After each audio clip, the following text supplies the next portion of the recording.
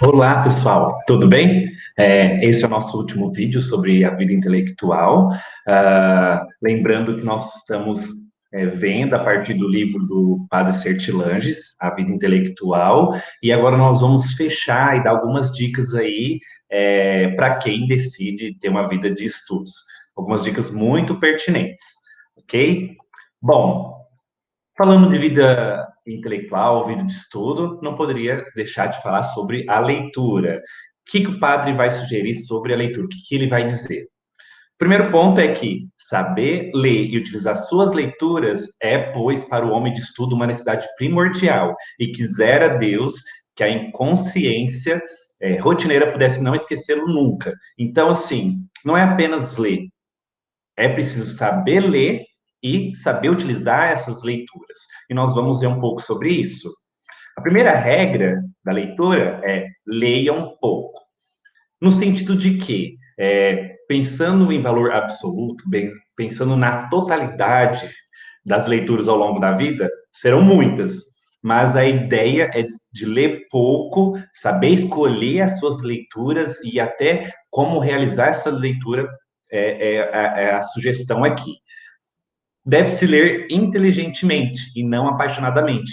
Então, aqui é um ponto importante, porque muitas vezes, naquela ânsia, naquela curiosidade, nós vamos sair lendo muitas coisas e isso vai ser prejudicial. Nós também temos que ler usando a inteligência, de uma maneira racional. Então, nós temos que escolher bem o que nós vamos ler e como e a intensidade da energia que nós vamos dar a cada uma das leituras.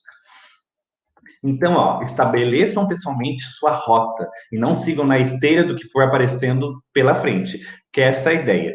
Nós já vimos no vídeo anterior sobre essa questão de que tem muitas coisas interessantes, só que nós temos que abrir mão, né? Se nós vamos nos especializar em uma área, nós vamos abrir mão de outras áreas, e isso faz parte, e tudo bem, né? E tomar cuidado com realmente com o que vai aparecendo aí para a gente não se perder ao longo do caminho. Então, nessa vida intelectual, nós precisamos fazer escolhas. É preciso escolher o que significa duas coisas: escolher os livros e escolher nos livros. Referente à escolha de livros, né? Não se fiar nas propagandas interesseiras e nos títulos tentadores. Ter conselheiros dedicados e conhecedores. Então, aqui é uma dica, um conselho, certo? Então, na hora de escolher livros, a gente, ainda mais hoje com a internet, que aparece notícia em todo canto, né? E às vezes a gente acaba sendo influenciado por essas notícias e escolhendo um livro que talvez nem é tão profundo, não traz uma densidade. Então, assim, a ideia é tanto talvez procurar amigos, pessoas que tenham conhecimento dos livros para que a gente tenha indicações, ou mesmo na internet procurar comentários sobre os livros. E o principal, sempre procurar livros clássicos. Clássicos, então, no aspecto de aqueles livros que ao longo da história duraram, que tem uma certa autoridade. Então, a nossa escolha tem que ser isso, né? A gente sempre vai ter algumas referências, alguns autores que é conhecido aí mundialmente. Falar de Platão, Aristóteles, Agostinho, são referências que a gente sabe que tem conteúdo. Então, já são livros desses autores que a gente deve buscar, claro, dependendo do nosso assunto aí de interesse. Deve em seguida escolher nos livros, onde nem tudo tem valor equivalente. Nem por isso assuma a postura de juízes. Sejam antes para seu autor um irmão na verdade, um amigo, e um amigo inferior, já que, sob certos aspectos, pelo menos o tomam por guia. Então, mesmo dentro dos livros que nós escolhemos para estudar, nem todo o conteúdo ali, ele tem o mesmo valor, né? Então, a forma, a energia que nós vamos nos debruçar sobre essas partes vai ser diferente, né? Pode ser, às vezes pode ter alguma coisa ali que não vai ser tão útil naquele momento, então não há necessidade de você ficar memorizando todos aqueles fatos que estão ali, por exemplo, entende? Então, ao mesmo tempo, o conselho é de não se ter uma postura de juiz. como se você tivesse condições de ficar emitindo críticas o tempo todo sobre o livro. Não. A ideia é que a gente tem essa noção, que a gente não, que as energias que a gente vai colocar em cada parte pode ser diferente, mas a gente tomar esse cuidado para não ser aquela pessoa que vai ficar o tempo todo criticando tudo que está ali no livro. Isso vai ser prejudicial. Um homem inteligente encontra inteligência por toda parte. Um tolo projeta em todos os muros a sombra de sua fronte estreita e inerte. Então, assim, mesmo em alguns livros que não tem talvez tanta densidade, a gente vai conseguir encontrar certo valor, certos conhecimentos importantes, e mesmo em partes dos livros, a gente tem que sempre aproveitar o que puder deles, né? Esses algumas dicas aí para a gente, na hora de nós fazermos as escolhas, tanto do livro quanto dentro do livro das partes que a gente vai estudar. Então, nós vamos ver 4 tipos de leituras. E esses tipos de leituras é importante para a gente entender, sim, até a forma como a gente vai utilizar a leitura e a energia que a gente vai depositar aí nos livros. Então, a primeira são as leituras fundamentais. Essas leituras, qual que é o propósito delas? O propósito delas é para ajudar na nossa formação, em ser alguém. Então, vai estar, assim, relacionado com tanto as leituras estão relacionadas com a parte de especialização, para aquela área que a gente vai se dedicar, quanto para uma cultura em geral. Então, e aí qual que tem que ser a nossa postura diante dessas leituras? Ó, as leituras de fundo requerem docilidade, não é hora para termos iniciativas. Então, assim, se a gente está procurando um livro para que a gente se forme, para a gente se especializar em algo, significa que a gente não tem o conhecimento. Então, em vez de tomar essa postura de crítico, de chegar o tempo todo ali no livro já querendo emitir uma opinião, não. Deixe o livro falar com você, o autor, aquilo que ele escreveu, e vai se formando. Claro que pode haver algumas discordâncias em algum momento, mas tudo bem. Mas o importante não é o momento para tomar iniciativas, é essa a ideia. E aí o Sertilanges, ele vai colocar que, assim, tudo relacionado com as recomendações dele anteriores que nós vimos, ó, a ideia é que ele vai recomendar que de 3 a 4 autores, a gente tem que escolher para uma cultura geral. Então, ao invés de a gente ficar lendo 10 autores, como, dependendo do autor, existem muitas obras dele, então vamos escolher de 3 a 4 e vamos nos aprofundar nesses 3 ou 4 autores que nós escolhemos, para a cultura geral, né, para essa visão de mundo que a gente vai compor. Para a especialidade, a mesma coisa. Então, não há necessidade de ficar lendo vários autores para a nossa especialização. Lê nessa quantidade, e claro, depois, quando for tocar em outras áreas, vai aparecer alguns outros autores e tudo bem, mas a ideia, assim, é sempre tentar focar. E para os problemas também que vão se apresentando, da gente se concentrar em poucos autores. A segunda leitura é a leitura ocasional. Ela, como o próprio nome, é ocasional, é para quando a gente tem uma tarefa em específica aí para a gente fazer. Por exemplo, se a gente tem que fazer um bolo, nós vamos ter que fazer a leitura de uma receita, se a gente não tem essa prática. Se a gente vai montar um ventilador, então nós vamos ler para conseguir montar esse ventilador. Então, é ocasional, de vez em quando, em vista de uma tarefa. Nessas leituras, ó, as leituras que aproveitam as oportunidades exigem bom domínio mental. Então, assim, se a gente desenvolveu essa parte intelectual, isso vai facilitar nesse momento, porque vai exigir um domínio mental para entender rapidamente o que está ali, né? Até para ler, por exemplo, uma bula de remédio e saber realizar a tarefa. A terceira leitura é de treinamento ou edificantes. Lê-se como treinamento para o trabalho e para o bem. Então, é a leitura que a gente vai, tanto se a gente já tem uma profissão e exige aperfeiçoar algo, ou mesmo se a gente quer fazer o bem em algum aspecto, a gente não tem muita noção de como fazer isso, então é o momento de ter essas leituras. E essas leituras, ó, de formação, de treino, vão pedir empenho. Então, nós vamos ter que dedicar um tempo, nós vamos ter que saber como olhar para essas leituras também, ok? Então, é uma terceira aí que, diferente da ocasional, que é para uma tarefa e é rápido, essa também vai exigir um certo empenho, né, como está sendo dito. Na primeira que nós vimos também exige um empenho, só que é mais assim a longo prazo, e aí só para a gente perceber um pouco as diferenças aí. E nós temos as leituras relaxantes, né, que é essa que muitos vão querer, né, vão ter interesse.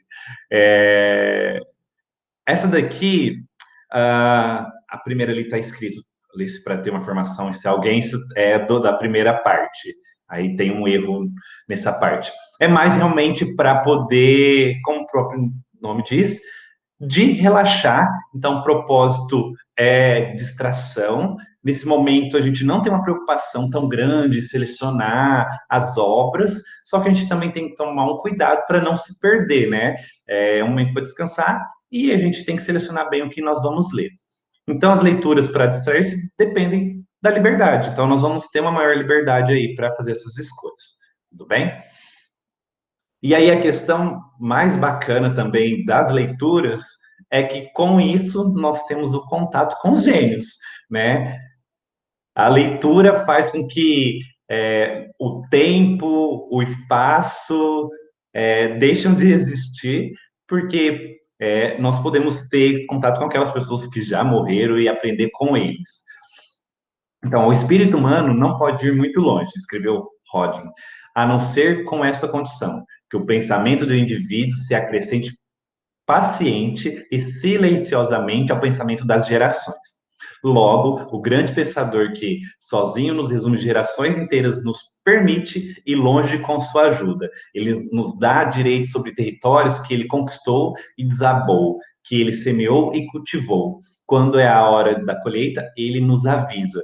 Então, a riqueza da leitura está aí, de ter esse contato com os gênios, que com essas pessoas que passaram a vida toda se dedicando a algum assunto. Então, ao a gente ter contato com essas obras, a gente vai ter um ponto de partida, nós vamos ter um direcionamento, nós vamos entrar em territórios que nós não teríamos condições de entrar por conta própria, ou a gente teria que reinventar a roda, traçar o mesmo percurso que eles. Então, assim, os livros ou mesmo artigos nos proporcionam essa riqueza aí, por isso que nós temos que aproveitá-los. E aí aqui uma postura que a gente deve ter em relação às leituras é de conciliar em vez de opor. Em que aspecto? Ó, uma condição essencial para tirar proveito das leituras, sejam correntes, sejam geniais, é a de tender sempre a conciliar seus autores em vez de os contrapor. Tem pessoas que talvez por ter esse senso crítico e até às vezes um lado de arrogância, uma falta de humildade, se depara com as obras e quer o tempo todo tecer críticas e tentar colocar um autor contra o outro. Em vez disso, até principalmente quando a gente está se preocupando em se formar, né, naquela primeira leitura, nas leituras fundamentais, o ideal é que a gente sempre tente pegar o que tem de mais interessante e mais importante em um autor e conciliar com o outro autor. Então, procurem conciliar as leituras, né, as ideias e produzir algo até novo, né, dessas leituras, desses autores, do que ficar contrapondo o tempo todo ele. Em alguns momentos é importante até para a gente classificar, saber qual obra é mais pertinente, é mais interessante em relação à outra, mas o ideal é que a gente sempre tente conciliar aí os autores. E aqui, então, a partir das leituras, a ideia que nós vamos ter aqui é ter uma visão epistemológica, no sentido de aprender, né? A sugestão é, ao você realizar leituras, aproprie-se delas e viva.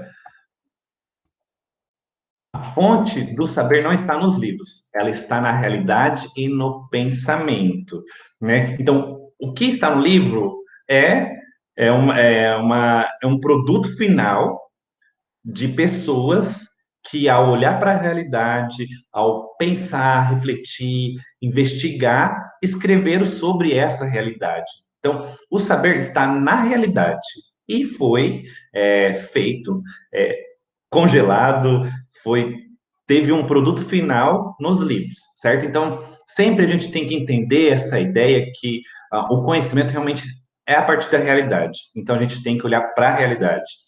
Os livros são placas de sinalização. O caminho é mais antigo e ninguém pode fazer por nós a viagem de verdade. O que diz um escritor não é o que nos importa prioritariamente. Trata-se daquilo que é. E o nosso espírito tem um propósito não de repetir, mas de compreender, isto é, de pegar consigo, isto é, de absorver vitalmente e finalmente de pensar por si mesmo. Então, a ideia é que os livros, essa ideia de nos ajudar a não ficar reinventando a roda, vai ser uma sinalização. Por exemplo, Platão caminhou em um aspecto na filosofia. Em vez de a gente ficar percorrendo o mesmo caminho que ele, a gente vai olhar para os caminhos que ele percorreu e a partir daquilo nós vamos produzir algo. Então a ideia aqui é de se apropriar, não é uma reprodução do que ele fez. A ideia é que a gente compreenda, tenha uma noção desse conhecimento e a partir disso a gente caminhe. Então, é um ponto muito importante no sentido de aprendizagem, né? Os livros vai, tem uma certa riqueza, só que existe um certo limite, porque a ideia é que a gente se aproprie de tudo isso e caminhe por si próprio. Então, a palavra ouvida é preciso depois o autor, graças a ele talvez, mas no fim de tudo, independente dele, obrigar a alma a dizê-la novamente para si mesma. É preciso reinventar para o nosso próprio uso toda a ciência. Então, aqui não é a defesa do relativismo, que existem diversas verdades. Existe uma verdade, essa verdade a gente olha na realidade, só que a partir dessa realidade, e às vezes existem um conhecimento, uma ciência que foi produzida a partir dessa realidade, a ideia é que o contexto que nós vivemos hoje é diferente de lá da antiguidade. Então, o conhecimento de Platão, Aristóteles e depois Agostinho foi num contexto realizado com pessoas ali, e hoje a gente vai olhar para esses conhecimentos e vai se apropriar para que a gente possa utilizá-lo no nosso contexto, né? Então, é preciso reinventar nesse aspecto de olhar para o nosso contexto, para aquilo que vai ser útil para nós nesse momento. Então, não é uma defesa do relativismo aqui. É realmente se apropriar e viver desse conhecimento. E aí, o que é preciso memorizar diante dessas leituras? Ó, não se vive da própria memória, usa-se sua memória para viver. Grave nos senhores o que se pode ajudá-los a conceber ou a executar, assimilar-se à sua alma, preencher seus objetivos, revigorar sua inspiração e respaldar sua obra. Quanto ao restante, relegue-no ao esquecimento. Então, até é importante a gente ter um planejamento, ter um objetivo, porque diante disso, a gente vai sempre tentar memorizar, gravar, entender, compreender aquilo que realmente vai estar de acordo com o nosso propósito, aquilo que realmente vai nos ajudar na execução de alguma tarefa ou conceber alguma coisa. Então, aqui é importante a gente já ter essa ideia de ter toda aquela organização, saber selecionar bem essas leituras, justamente para a gente não se perder no caminho, e tudo bem a gente deixar certas leituras aí assim, a deriva.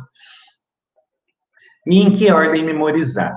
Aqui, então, tem uma sugestão relacionada à aprendizagem, né, de como você utilizar as leituras. Procurem sempre o que liga isto àquilo, o que condiciona isto e aquilo, e que seja coordenação, não fragmentos esparsos, que fique estabelecido em sua memória.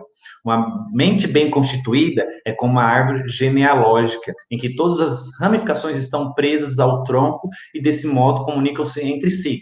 Então, aqui é uma sugestão de, se você faz uma leitura, tenta fazer associações, ligar as coisas, confrontar com a realidade, né? Geralmente, essa é a ideia, na verdade. A ciência, ela provém da realidade. Então, ao você ler alguma coisa que foi até feito, produzido, escrito em outra realidade, em outro contexto, tente sempre relacionar com o que você faz, com as suas necessidades, e isso vai ajudar com que você memorize e vai ajudar a estabelecer uma ordem aí nesses conhecimentos, certo? É como se a gente tivesse então uma linha dorsal aí, né? Tivesse o tronco da árvore e depois nós tivesse as ramificações, e essas ramificações estão relacionadas com uma parte principal, aí, uma ideia mestra. Isso nos ajuda até a memorizar, a aprender. Então, como proceder para memorizar? O, o São Tomás de Aquino, ele propõe 4 regras. Ordenar o que se quer reter, então é importante por isso você ter o planejamento, alinhar bem as coisas. Então, conforme você vai lendo, tente organizar as ideias. Tem gente, hoje nós podemos usar aqueles fluxograma, mapa mental, tudo são maneiras de ordenar o que a gente está lendo e estabelecer uma linha aí que nos ajuda a memorizar. Nisso, investir profundamente o espírito. Então, tanto nas leituras quanto nessa organização que nós estabelecemos, a gente precisa se debruçar com profundidade. E, além disso, é importante meditar frequentemente. Então, é um erro, né, dizer que não precisa voltar naquele conteúdo, ter uma certa repetição. Não é esse o caso, tá? A repetição acaba sendo a mãe da memória aí. Então, nós precisamos ter esse exercício mesmo de voltar frequentemente àquilo que nós estudamos. E tendo tudo organizado, isso facilita e diminui o tempo gasto. E a última regra aí é, quando se quiser rememorar esse conhecimento, tomar a cadeia de dependência por uma extremidade, a qual acarretará todo o restante. Então, pensando numa árvore, né, tendo essa ideia mestra aí, tendo as ramificações, sempre que a gente quiser rememorar, lembrar de algum fato, algum conhecimento. Então, se está tudo conectado, a gente pegando uma extremidade, a gente vai conseguir estabelecer essa relação com as outras ramificações, com os outros conteúdos. Então, essa ordenação é super importante, tá? Aí, continuando, como proceder para memorizar, o Sertilanges coloca, ó, logo, se quiserem memorizar, prestem atenção nas ligações e nas razões das coisas. Analisem, procurem os porquês, observem a genealogia dos eventos, as sucessões e as dependências. Imitem a ordem matemática, onde a necessidade parte do axioma e resulta nas mais longínquas conclusões. Compreender a fundo, aprender depois e introduzir em seu espírito não elos e mais elos, e sim uma cadeia, assegurar a aderência do conjunto. A união faz a força. Então, assim, quando você está estudando algo, fazendo a leitura, se você tem essa preocupação em tentar entender as razões, por que o autor está dizendo aquilo, dentro do próprio livro, né, ele pode responder certa dúvida que você tem. Então, ao você fazer questionamentos, você se questiona ao longo da leitura e procura essas respostas, isso vai ajudá-lo nessa parte de memorizar, né, de aprender. Então, procurem os porquês, observem realmente a concatenação do conteúdo ali, das ideias, isso vai ajudar, tá? Então, procurem compreender a fundo, aprender e depois introduzir ao seu espírito aí essa cadeia de ideias que é exposto nos livros. Por fim, também um outro elemento importante, ó, quanto mais fervorosa for a atenção, mais buril entalha e mais os traços resistirão ao fluxo permanente que tende a substituir as ideias como a morte substitui os seres. Então, a atenção, a concentração é importante para que as coisas fiquem fixadas em você, né? Por isso que no vídeo anterior nos anteriores, né, nós vimos essa importância de organização da vida, do ambiente, do horário de estudo, porque a gente precisa ter tudo bem planejado para que a gente tenha essa devida atenção e concentração nas leituras. Quando lerem ou escutarem no intuito de aprender, estejam inteiramente concentrados e inteiramente presentes. Repitam como que em voz alta tudo quanto lhes for dito. Martelem isso sílaba por sílaba. Estejam em condições, tão logo estiver lido ou ouvido aquilo de que se tratar, de dizê-lo novamente na exata medida em que seja o caso de fixá-lo. Se tratar de um livro, não largue antes de poder resumi-lo, apreciá-lo. Então, aqui, ó, são dicas fundamentais. Então, se você está ouvindo alguém falando sobre algum conteúdo, ou você está lendo algo, tentem por si próprio pensar como se fosse em voz alta, você colocando aí as ideias, o conhecimento, as informações vão nos chegar e aí a gente tenta reproduzir com as nossas palavras aquilo que a gente está ouvindo. Isso vai ajudar na memorização. Uma das dicas é, sempre que você lê um livro, por capítulo, ou mesmo o livro todo, ao final você produzir um resumo, tentar pensar nas ideias principais, tudo aquilo que você conseguiu apreender do livro, porque ao você escrever e fazer esse resumo, isso vai ajudar na fixação e até localizar aonde você está com dúvidas ainda, certo? Então, aqui são dicas de aprendizagem. E, então, relacionada a essa ideia de como aprender, nós vemos a importância das anotações aqui. As anotações, que são uma espécie de memória exterior a nós, uma memória de papel, dizia Montaigne, deve restringir-se imensamente por comparação com as leituras. Então, a primeira dica é: nós temos os livros que têm todo o conteúdo, várias páginas, as anotações é só uma memória externa. Então, é só algo para utilizar e as nossas anotações têm que ser resumos, tem que ser poucas quando comparada aos livros. Então, não são muitas páginas. Tem pessoas que às vezes até empilha vários resumos, várias anotações, por não saber fazer essa diferenciação. É como se você estivesse reproduzindo o livro todo. Não é essa a ideia. Mas elas, ó, as anotações podem expandir mais que a lembrança, suplementá-la, consequentemente aliviá-la e vir ao socorro do trabalho numa medida difícil de se estipular. Então, lembra lá quando nós falamos de se você está de noite, você está pensando ali, refletindo e vem as ideias, anota. Anota para você depois revisar essas anotações e até para você aliviar a sua mente e conseguir dormir. Porque às vezes a gente fica ansioso porque está com as ideias ali borbulhando e aí a gente precisa usar uma memória externa para poder não perder essas ideias aí, tá? E aí, voltada aí também essa parte de escrita, a gente vai aprofundar um pouco mais a parte de escrever, mas, ó, leio, ao ler, escrevo. Porém, escrevo o que eu penso em contato com outrem, mais do que escrevo o pensamento de outrem. E o meu ideal é que isso seja verdadeiro, mesmo se transcrevo textualmente, não tendo a esperança de expressar melhor o pensamento comum.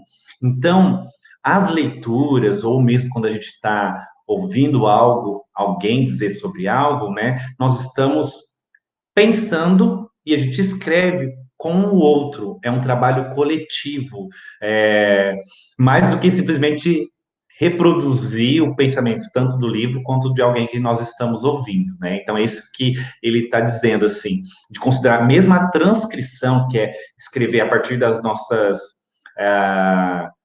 a partir das nossas ideias, isso é uma produção e a gente está fazendo conhecimento nosso. O escritor é aquele que concebe e também eu concebo que eu me aproprio em profundidade, o que me esforço por penetrar, por compreender no sentido pleno da palavra, o que faço meu. Sou, pois, seu escritor também e coloco a parte como uma riqueza própria. Então, é toda a ideia que nós colocamos lá de se apropriar do conhecimento e viver, de se fazer o conhecimento seu, de você pegar algo de outro contexto e trazer para a sua realidade, para o seu contexto. E ao você escrever, você está desenvolvendo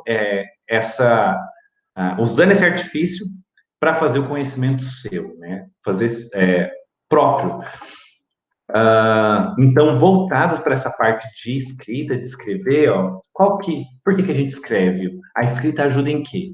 Escreve-se primeiramente para si, para enxergar claramente sua situação, determinar melhor seus pensamentos, manter e reavivar a atenção que logo esmorece, e se a ação não se impuser a ela, para desencadear as pesquisas cuja necessidade é suscitada durante a produção, para animar o esboço que se cansaria se não constatasse nunca algum resultado visível, finalmente para modelar seu estilo e adquirir esse valor que complementa todos os demais, a arte do escritor. Então, por que a gente escreve? A gente escreve para nós, porque ao escrever, existe todo um processo aí que a gente nos ajuda a enxergar melhor o conhecimento, as ideias.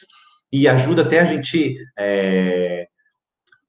trabalhar a nossa atenção, porque isso vai exigir a nossa atenção. E às vezes, ao escrever, a gente vai precisar fazer pesquisas, e isso vai nos ajudar também.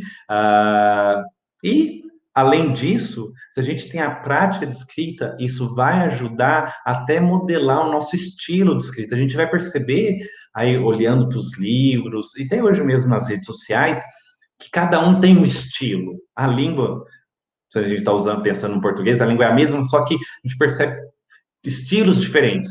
E esses estilos vão sendo moldados de acordo com as leituras e essa prática de escrita. Então, escrever nos ajuda muito, tanto na aprendizagem quanto a modelar aí, a maneira de nos comunicar e de nos expressar.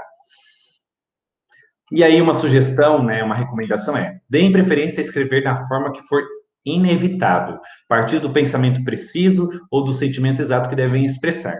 Tenham por fim o de serem compreendidos por todos, como convém a um homem que fala aos homens, e procurem atingir neles tudo que for direta ou indiretamente uma ferramenta de verdade. Um estilo completo é aquele que toca todas as almas e todas as faculdades das almas. Então, muito mais do que ficar se preocupando, escrever de uma maneira rebuscada, com palavras difíceis, o melhor é que a gente escreva de maneira que seja acessível a todos, que realmente quem pegar aquilo que nós produzimos tenha condições de compreender. Claro que em outras realidades, a gente talvez antigamente a gente vê algumas palavras tão difíceis e parece que é tão difícil de entender, mas a gente pode pensar que naquela realidade era comum usar certas palavras que hoje não é tão comum, e por isso a nossa dificuldade até de compreender certos livros, né? Mas a ideia é escreva de uma maneira simples, de uma maneira que possa ser compreensível a todos. E aí, voltando a tudo isso que nós vimos até agora, e já logo finalizando, a parte de leitura e pensando num trabalho criador, de onde que ele vai vir? Da parte da escrita, né, como nós vimos, ao escrever, nós vamos produzir conhecimento, sendo que as leituras vão ser essas sinalizações, vai ser o ponto de partida e vai ajudar a expandir o nosso ser. E aí nós vamos produzir algo a partir da escrita.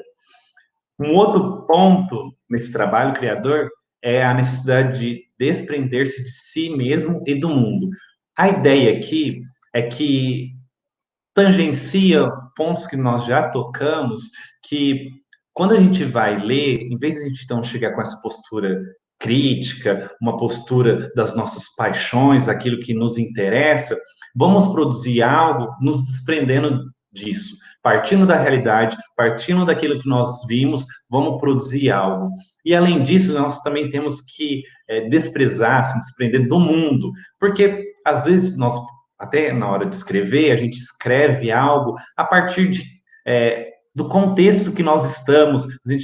Às vezes nós temos algum receio, algum medo de receber críticas, e isso vai fazer com que a gente escreva de certa forma. Então, não, valorizem a verdade, produzam de maneira que seja mais fiel à realidade e que realmente vai alcançar o público e não fique tão preocupado com certas dificuldades que apareçam aí.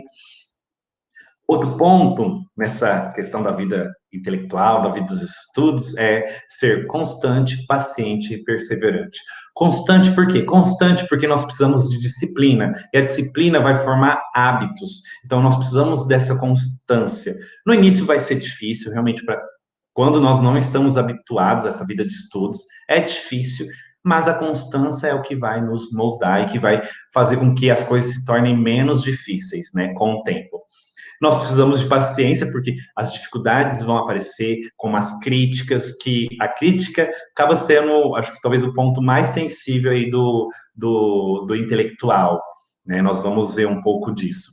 Mas de ter paciente, porque muitas vezes também nós vamos ser incompreensíveis, assim, as pessoas não vão compreender essa dedicação nossa, né? A família, os amigos.